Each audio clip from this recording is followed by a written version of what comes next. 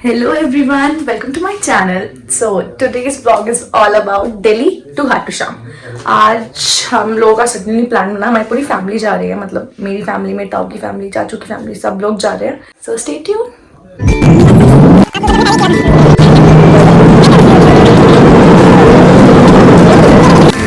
ये हमारे हम लोग पहुँच चुके हैं बस में और सही है बस, मतलब छोटे छोटे ट्रैवल्स करने काफ़ी सही है. डिक्लाइन वाले नहीं इसलिए और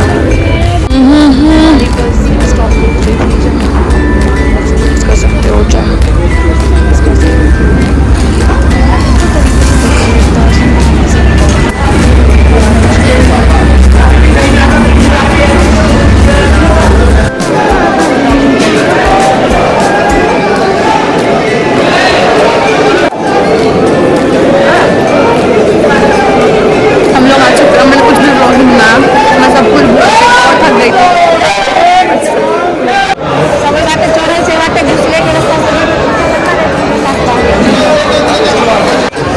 बेसिकली वहाँ की पूरी टाइमिंग थी कि कब क्या क्या होता है मंदिर.